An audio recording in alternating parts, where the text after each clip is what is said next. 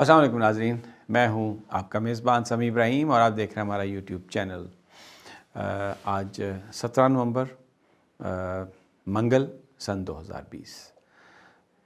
اہم جو آپ کو اطلاع ہے، اہم جو خبر آپ کے ساتھ شیئر کرنی ہے وہ یہ کہ جو فیض آباد دھرنے کے شرکاء ہیں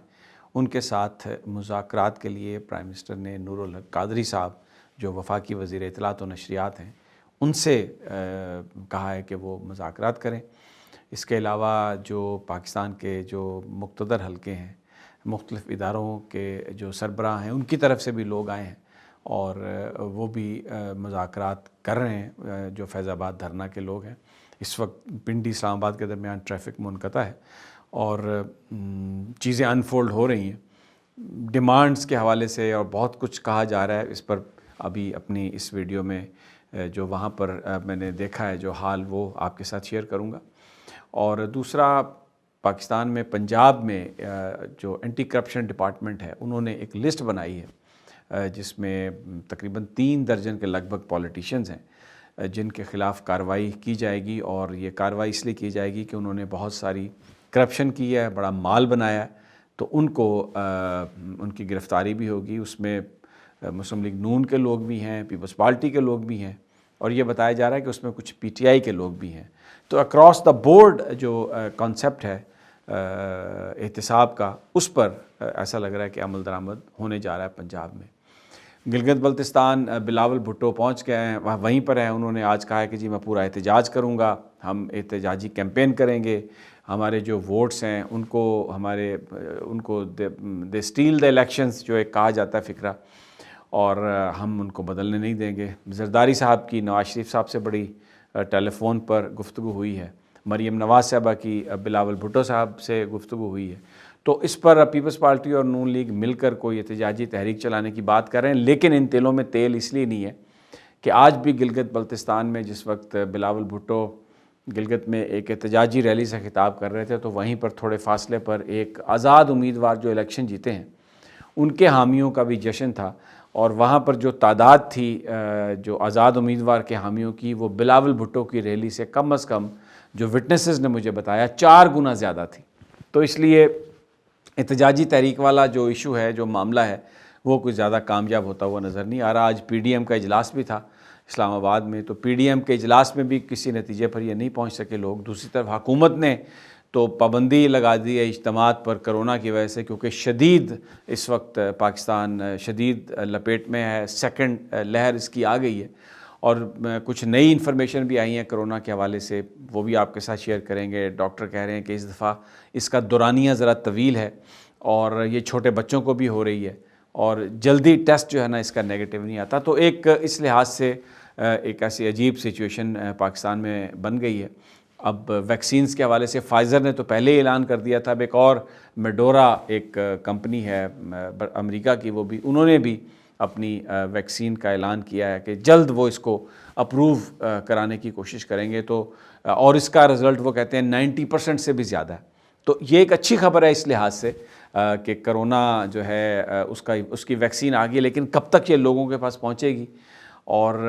کب اس کا استعمال ہوگا، اور پھر کیسے اس پینڈیمک کو جو امریکہ میں ایک ہیومینیٹیرین کرائسس کہا جا رہا ہے، کیسے اس کو قابو کیا جا سکے گا، اس پر اپنی اس ویڈیو میں بات کریں گے۔ تو سب سے پہلے ذرا فیض آباد کی بات کر لیتے ہیں۔ دیکھیں، مذاکرات کرنے کے لیے نور الحق قادری صاحب، اب وزیر اعظم صاحب نے ان کو کہا ہے۔ بہت سارے جو ہمارے ویسٹرن لبرلز ہیں وہ یہ بات کر رہے ہیں کہ جناب یہ کیسے ان کو آنے دیا گیا یہاں پر، کیسے یہ لوگ آ گئے، اور یہ شاید کوئی تیاری ہو رہی ہے آگے جا کے، اس لیے ان کو نکالا گیا، کیونکہ وہ تو اس کا سارا الزام پاکستان کی ایجنسیوں پر دیتے ہیں۔ ان کا مقصد ہی یہ ہے کہ پاکستان کی جو ایجنسیز ہیں ان کو بدنام کیا جائے، اور یہ کہا جائے کہ جناب یہ ایجنسیوں کا سپانسرڈ ہے۔ قاضی فائز صاحب نے بھی جو اپنا فیصلہ لکھا وہ بھی اسی حوالے سے ہی تھا، اور اس میں یہ تھا کہ جو لوگ، جب یہ طے ہوا تھا کہ یہ دھرنا ختم ہو رہا ہے، تو بہت سارے لوگوں نے کہا کہ ہمارے پاس پیسے نہیں ہیں، ہم کیسے جائیں گے؟ تو اس میں رینجرز نے لوگوں کو پیسے دیے ایک گڈ ول میں، کوئی وہ یہ نہیں تھا کہ اس لیے پیسے دیے گئے کہ انہوں نے آ کے وہاں پہ دھرنا سٹیج کیا اور کوئی احتجاج کیا تھا۔ وہ ان کو دے رہے تھے کہ چلیں جی اب معاملہ ختم ہو گیا، خوش اسلوبی سے آپ گھر چلے جائیں، تاکہ یہاں پر یہ جگہ خالی ہو جائے۔ اس کی ویڈیو بنی، وائرل ہوئی، بدنام کیا گیا، پاکستان کی ایجنسیز کو اس حوالے سے، اور پھر قاضی فائز عیسیٰ صاحب نے بھی وہی فیصلہ لکھا جو جس پر ایک بڑی کنٹروورسی کریٹ ہوئی۔ بہرحال اب نور الحق قادری صاحب مذاکرات کر رہے ہیں، کچھ اداروں کے لوگوں کے حوالے سے بھی اطلاعات ہیں کہ انہوں نے بھی بات کی، یہ ساری انکنفرم رپورٹڈ میں آپ کو بات بتا رہا ہوں، لیکن نور الحق قادری صاحب والی جو کنفرم بات ہے۔ اب وہاں پر اس وقت صورتحال یہ ہے کہ لوگ فیض آباد جو انٹرچینج ہے اس پر، وہ جو اوپر برج بنا ہوا ہے اس پر بھی ہیں، نیچے جو اسلام آباد ایکسپریس وے ہے اس پر بھی لوگ ہیں، سردی ہے لیکن اس کے باوجود موجود ہیں، اپنے ان کے پاس کمبل ہیں، یہ کسی کے ساتھ نہ کوئی لوٹ مار کر رہے ہیں، نہ کسی کے ساتھ کوئی زیادتی کر رہے ہیں۔ اور رات بھی ہم نے مناظر دیکھے، میں آپ کے ساتھ وہ شیئر کرنا چاہتا ہوں، پولیس والے شیلنگ تو کر رہے تھے لیکن وہ کوئی لوگوں کو براہ راست نشانہ نہیں بنا رہے تھے۔ ایک سیدھی سی بات ہے، ایک آپ کے سامنے کراؤڈ ہے جو نبی پاک صلی اللہ علیہ وسلم کی ذات پر جو حملے، تنقیدی حملے یا تضحیق کرنے کے جو حملے ہیں اس کے خلاف احتجاج کر رہے ہیں، تو کوئی مسلمان کیسے ان کے ساتھ کوئی زیادتی کرے گا یا سختی کرے گا؟ اور میں پہلے بھی اپنی پچھلی ویڈیوز میں بھی کہہ چکا ہوں کہ مطالبات ان کے ایسے ہیں کہ لوگوں کے دل اس مطالبے کے ساتھ دھڑکتے ہیں۔ خادم حسین رضوی صاحب سے بھلے کوئی لاکھ اختلاف کر لے، ان کے طریقہ کار سے اختلاف کر لے، لیکن جو ان کے مطالبے ہیں، جس چیز کا وہ مطالبہ کر رہے ہیں، وہ تو سب کے دلوں کی وہ آواز ہے کہ آپ ہمارے نبی آقا محمد صلی اللہ علیہ وسلم کی ذات کے حوالے سے مت ایسا کریں۔ اور دیکھیں ایک بات اس میں سمجھیں، یہ اس لیے کہا جا رہا ہے وزیر اعظم عمران خان سے کہ وہ صدر میکرون سے بات کریں اور سفارتی تعلقات ختم کریں فرانس کے ساتھ، کیونکہ یہ جو واقعہ ہے یہ کسی انڈیویجول کا واقعہ نہیں ہے۔ اس سے پہلے ماضی میں لوگوں نے قرآن جلائے، انڈیویجول تھے، وہ چارلی ابدو جو ان کا میگزین ہے وہ ایک پرائیویٹ انٹرپرنور تھا، انہوں نے خاکے چھاپے، وہاں پر حملہ ہوا، وہ ایک جھگڑے چل رہے تھے، اس میں ڈیمانڈز بھی آ رہی تھی، تو وہ انڈیویجولز کے درمیان تھا۔ لیکن اب ایک ریاست نے، فرانس کے صدر میکرون نے یہ کہا کہ وہ متنازع خاکے آپ سرکاری بلڈنگوں پر لگائیں، چلائیں، تو یہ ایک ایسی چیز ہے، اب اس کا جواب مسلمان چاہتے ہیں کہ ریاست پاکستان دے، یہ پاکستانی چاہتے ہیں۔ اور میں نے اپنے پہلے بھی بات آپ سے کہی کہ ٹو نیشن تھیوری، دو قومی نظریہ کیا، پاکستان بنایا اس لیے تھا کہ مسلمان اپنے عقائد کے مطابق، اپنے کلچر کے مطابق زندگی یہاں پر گزار سکیں، کسی بھی لمیٹیشن کے بغیر، اور منورٹیز کو ہم فل یہاں پر ان کو اختیار دیتے ہیں، ان کو رائٹس ہیں وہ اپنے مذہب کو ایکسرسائز کریں۔ تو اب ٹو نیشن تھیوری جو ہے یہ صرف کوئی بھارت کے حوالے سے تو نہیں ہے نا، اگر آئیڈینٹی ہم نے اپنی برقرار رکھنی ہے تو یہ تھوڑی ہے کہ مغربی آقاؤں کے سامنے ہم لمبے پڑ جائیں، بھارت کو ہم آنکھیں دکھائیں، تو ایک لائن ڈرا کرنی ہوگی۔ تو پرائم منسٹر پر یہ فرض بنتا ہے کہ ہم سب کو پتہ ہے کہ ان کے دل میں بہت محبت ہے نبی پاک صلی اللہ علیہ وسلم کی۔ جب وہ مدینہ تشریف لے گئے تھے تو وہاں پر ہم نے دیکھا ننگے پاؤں وہ اترے مدینہ ایئرپورٹ پر، جوتے نہیں پہنے ہوئے تھے، صرف ساکس تھیں، ایک محبت کا ان کا مظاہرہ تھا۔ پھر وہ بات بھی ریاست مدینہ کی کرتے ہیں، تو پوری قوم ان کی طرف دیکھ رہی ہے، بجائے اس کے کہ ان لوگوں کو آپ میڈیا پہ بلیک آؤٹ کریں، ان لوگوں کی آپ بات نہ کریں، آپ آگے بڑھیں۔ پرائم منسٹر پر یہ فرض بنتا ہے، اور وہ بالکل سفارتی تعلقات اس بنا پر ختم کریں فرانس کے ساتھ کہ آپ، کیونکہ جو بات آپ نے کہی ہے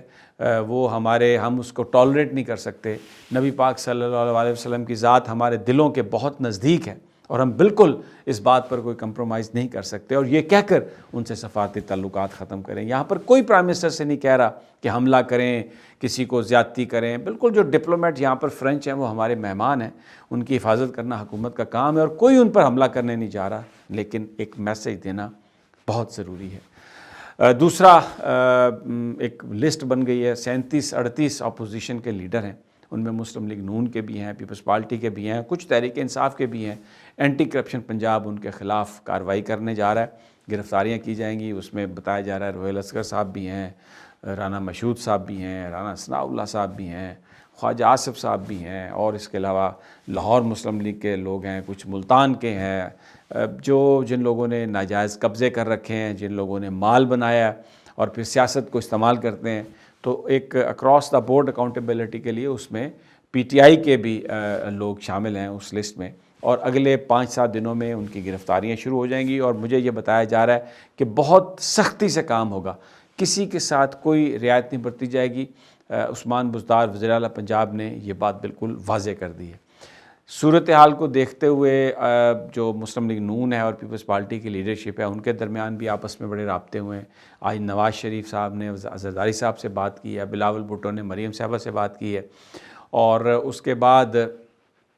بلاول بھٹو نے بڑی ایک دھواں تقریر بھی کی ہے گلگت میں, ایک احتجاجی ریلی انہوں نے بنائی اور کہا کہ میں یہاں پر شریک ہوں گا.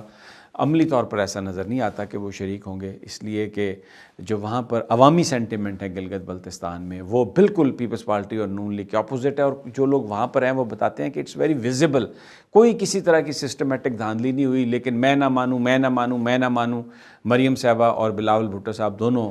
اس بات کو مان نہیں رہے. حالانکہ یہ جو الیکشن تھا یہ مریم صاحبہ کے لیے بھی, یہ جو ساری کیمپین ہے پی ڈی ایم کی ان کے لیے ایک لانچنگ سیرمنی ہے. نواز شریف صاحب نے اس کو استعمال کیا, مریم کو لانچ کیا ہے, اور اس وقت باقی مسلم لیگ نون کی ساری لیڈرشپ ایکلپس ہو گئی ہے, اور سب سے پہلے جو نام آ رہا ہے وہ مریم نواز صاحبہ کا. دوسری جانب بلاول بھٹو نے وہاں پر گلگت بلتستان میں کینڈیڈیٹس کے انٹرویو کیے, ٹکٹ دیے اور وہاں پر پھر کیمپین چلائی, تو اس لیے ان کا بھی ایک یہ ٹیسٹ تھا. لیکن ایک انہوں نے جو بڑی غلطی کی ہے, اب آپ دیکھیں 2 حلقوں سے پیپلز پارٹی کا ایک بندہ کامیاب ہوا ہے, تو اس کا مطلب ہے عملی طور پر تو ان کا ایک ووٹ ہوا. اب 24 کا ایوان تھا, وہاں پر 20-22 نشستوں پر امیدوار کھڑے تھے, تو ایک امیدوار کو 2 جگہوں سے ٹکٹ دینا یہ بلاول بھٹو صاحب کی کوئی بالغ نظری نہیں ہے. پہلا جو ان کا یہ جو ابھی جس پر انالیسس کیا جا رہا ہے کہ یہ ایک ان کا غلط ڈیسیژن تھا, ایک حلقے سے ایک ہی بندے کو دینا چاہیے تھا, الیکشن لڑوانا چاہیے تھا. اب کیونکہ عمومی طور پر پھر جب